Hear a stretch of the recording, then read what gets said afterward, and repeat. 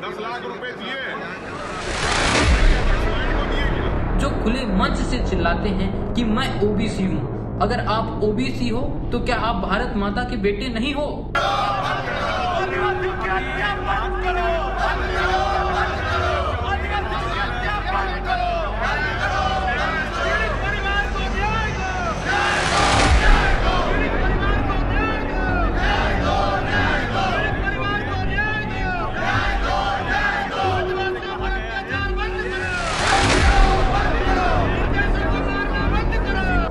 माननीय प्रभारी मंत्री को मौके पर भेजा भी है और हालात नियंत्रण में भी है। जहां कहीं भी लाइन ऑर्डर की स्थिति बनती है, हमारी त्वरित गति से न केवल कंट्रोल की स्थिति बनती बल्कि सुशासन के माध्यम से हम हर वर्ग की गारंटी लेते हैं। मैं मान के चलता हूं कि मध्य सरकार संवेदनशील सरकार है।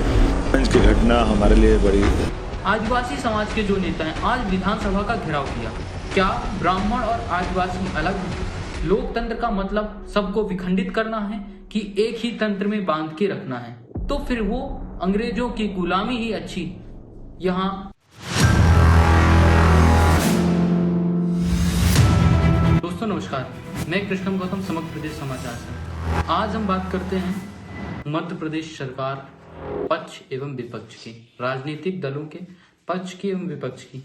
राजनीति इतना विभत्स रूप ले ली है अपना, जिस पर चर्चा करने पर मुझे ही शर्म आ रही है। मैं अपनी बातें कोई भी नहीं रख रहा, ये बातें सब जनता की है, आम जनमानस की है, बातें जनता की है। राजनीति इस मोड़ पे है, बाप बड़ा ना भैया सबसे बड़ा रुपया, ये कहावत हुआ करती थी पैसे के लिए। लेकिन आज की स्थिति में बाप बड़ा ना भैया, हम ना बड़े ना हमारे समाज के बड़े, बड़ी हमारी कुर्सी। आज के जितने भी जनप्रतिनिधि हैं या राजनेता हैं, अभी तक की स्थिति ये थी, चाहे भाजपा हो चाहे कांग्रेस हो, कि हिंदू मुस्लिम पर लड़ा रही थी। अब स्थिति ये है कि सावर्ण वर्सेस अजाक कर रही है, यानी हम सब हिंदू भाइयों को ही लड़ा के राजनीति पर अग्रसित हो रही है। जो आज की स्थिति में आक्रामक स्थितियां राजनीति पे उत्पन्न हो रही हैं। आज हम सब हिंदू भाई मुस्लिम भाई को अलग कर अब हिंदू हिंदू को लड़ाया जा रहा है। ये सब आम जनमानस को लग रहा है कि ये हमारे हित के लिए हो रहा है, लेकिन उस बात को भी जरा याद करना चाहिए, जब एक अपने ही धर्म का और अपने ही समाज का व्यक्ति आएगा और उसे अलग नजरिए से देखा जाएगा, एक विरोधी की दृष्टिकोण से। मैंने बचपन में देखा है अपने गांव में कि हम किसी के साथ जाके रह लेते थे, बैठ लेते थे, हमारे दिमाग में या मन में ऐसी बातें नहीं आती थी कि ये एससी का है कि एसटी का है कि ओबीसी का है कि सावर्ण है। हमारे मन में यही बात आती थी, हमारे चाचा है, हमारे काका हैं, ये सारी बातें आती थी। लेकिन जब मऊगंज घटना और मंडला में हुई घटना का मैंने ये देखा कि एक आदिवासी समाज की हत्या होने पर विधानसभा में कांग्रेस ने हंगामा किया। उसमें परिवारजनों को 1 करोड़ रुपए देने एवं सरकारी नौकरी देने की बात कही गई। वहीं दूसरा पहलू मऊगंज की ओर है, जहां एक पुलिस अधिकारी की हत्या हुई आदिवासी समाज के व्यक्तियों द्वारा, और एक ब्राह्मण समाज के सनी दुबे को काट के मार दिया गया, वहां खत्म कर दिया गया, उसकी हत्या कर दी गई। उस विषय पर ना किसी नेता ने बोला, ना किसी राजनेता ने बोला। बस अब स्थिति कैसी आ गई, एसटी के व्यक्ति आदिवासी के लिए लड़ रहे हैं और सावर्ण कोटे के व्यक्ति सावर्ण के लिए लड़ रहे हैं, जबकि हम सब एक हैं और हिंदू हैं और हम सब भारत माता के बेटे हैं। हम सब भारत माता के बेटे हैं और भारत माँ एक है, किसी को अलग नहीं है। लेकिन ये जो राजनेता हैं, अपनी रोटियों सेकने के लिए, अपनी कुर्सी बचाने के लिए, जो खुले मंच से चिल्लाते हैं कि मैं ओबीसी हूं। अगर आप ओबीसी हो तो क्या आप भारत माता के बेटे नहीं हो? अगर नहीं हो तो इस बात को स्वीकार करो, तो फिर बोलो कि मैं ओबीसी हूं। आप बोलते हो मंच से मैं सावर्ण हूं, क्या आप भारत माता के बेटे नहीं हो? आप भारतवासी नहीं हो? जब आप एक भारतवासी हो और एक देश पे रहते हो, तो आपकी जाति जाति में क्यों बांटा जा रहा है? वहां दूसरी ओर कांग्रेस के पूर्व राष्ट्रीय अध्यक्ष जातिगत जनगणना की बात कर रहे हैं। हमारे समाज को जाति जाति के रूप में विखंडित कर रहे हैं। इसका परिणाम ये होगा आने वाले समय में, ये राजनेता अपनी रोटियां सेक रहे हैं कि हम सब एक दूसरे को गलत निगाहें एवं गलत सोच से देखेंगे। अपने पास बैठाने पर या अपने पास आने पर गलत नजरिया रहेगा। जो भाईचारे और सहयोग की भावना होती है वो दुराभाव एवं विद्रोह की भावना होगी। मऊगंज की घटना पर भी राजनेताओं को बोलना चाहिए था। जो ब्राह्मण समाज के अपने आप को नेता कहते हैं, उस मंच में कहा गया कि हमारे समाज के जो नेता हैं वो नहीं आए। वहीं दूसरी ओर आदिवासी समाज के जो नेता हैं आज विधानसभा का घेराव किया। क्या ब्राह्मण और आदिवासी अलग हैं? लोकतंत्र का मतलब सबको विखंडित करना है कि एक ही तंत्र में बांध के रखना है? तो फिर अंग्रेजों की गुलामी ही अच्छी है लोकतंत्र से। जब हम सब भाइयों को टुकड़ों टुकड़ों में बांट दिया जा रहा है, अलग अलग कबीलों में तब्दील कर दिया जा रहा है, तो फिर वो अंग्रेजों की गुलामी ही अच्छी। यहाँ विभिन्न प्रकार की स्थितियों को राजनेता अपने हित के लिए कहीं चुनाव के टाइम पर, कहीं राजेंद्र शुक्ला जी या कहीं कोई भी नेता हो जो समाज का एजेंडा एवं वोट के लिए आगे आते हैं, लेकिन जब कोई घटना हो जाती है तो सब शांत हो जाते हैं। और कोई आदिवासी के यहाँ घटना हो जाती है तो सब उन्माद रूप से प्रदर्शन करते हैं। आखिर आप क्या जनता को मैसेज देना चाहते हैं कि सावर्ण समाज एक अलग समाज है और आजाद समाज हमारा अलग समाज है? जबकि मेरा मानना है कि हम सब भारतवासी हैं और भारत माँ एक हुआ करती है और होती है। आगे की खबर जल्दी। मैं कृष्णम गौतम, समग्र प्रदेश समाचार से।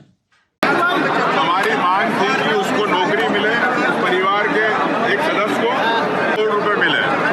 अब सरकार ने करोड़ देने की बात करी और नौकरी की बात करी तो मंत्री जी जवाब देते कि जांच के अंदर आया है कि वो नक्सलाइट था कि नहीं था। तो हमारा सवाल ये है सरकार से, जब आपने उसको 10 लाख रुपए दिए, जब आपने क्या नक्सलाइट को दिए क्या?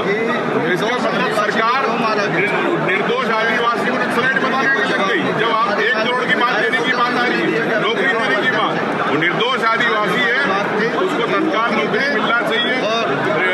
निर्दोष है, 1 करोड़ रुपए तत्काल मिलना चाहिए। सरकार अपने वादे से पलट रही है। मंत्री जी ने आश्वासन दे दिया सदन में, लेकिन जांच के नाम पे लिपापोती करना चाहते हैं। 10 लाख रुपए जब मुख्यमंत्री ने सहायता राशि दी, इसका मतलब निर्दोष आदिवासी है, नक्सलाइट नहीं है, लेकिन सरकार अपने बयान से पलट रही है।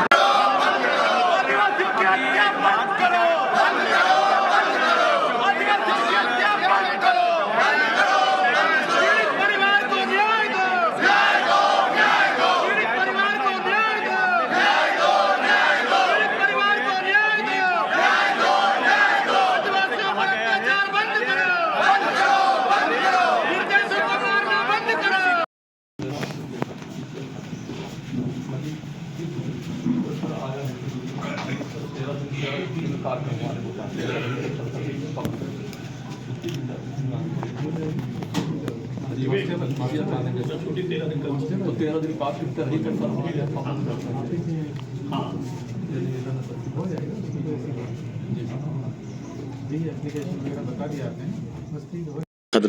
मऊगंज की घटना हमारे लिए बड़ी दुखद रही है, लेकिन मऊगंज की घटना में दोषियों को छोड़ा नहीं जाएगा। और जिस ढंग से घटना घटी है, मैं मृतक परिवार के प्रति हार्दिक संवेदना भी व्यक्त करता हूँ।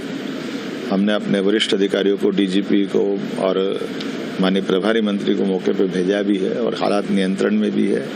जहाँ कहीं भी लाइन ऑर्डर की स्थिति बनती है, हमारी त्वरित गति से न केवल कंट्रोल की स्थिति बनती बल्कि सुशासन के माध्यम से हम हर वर्ग की गारंटी लेते हैं। मैं मान के चलता हूँ कि मध्य प्रदेश सरकार संवेदनशील सरकार है। मऊगंज की घटना हमारे लिए बड़ी दुखद रही है। आए हैं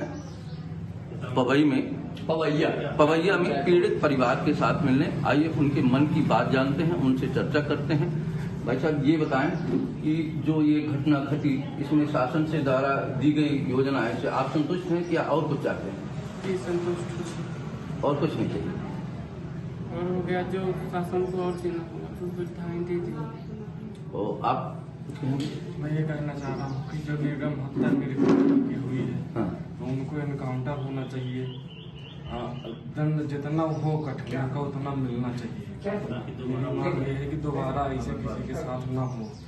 उन्होंने मेरे पिता की इतनी दुर्गम हत्या की है, 4-5 मारी हाथ तोड़ दिया गया, गोली में कट गया है, पूरा घेराबंदी करके पटक के मारी। मैं तो यही सरकार से मांग कर रहा हूँ कि इनको जो है तो इनकाउंटर एक कड़ी से कड़ी इनकी सजा इनकी दी जाए। परिजनों का मानना है कि इन्हें सख्त सजा दी जाए। आप बोले। ऐसी घटना दोबारा न हो। परिजनों का कहना है कि ये शासन के लिए भी जरूरी है, ताकि दोबारा ऐसी कोई घटना का अंजाम देने का हिम्मत न करे शासन को। इतने सख्त कदम उठाने चाहिए और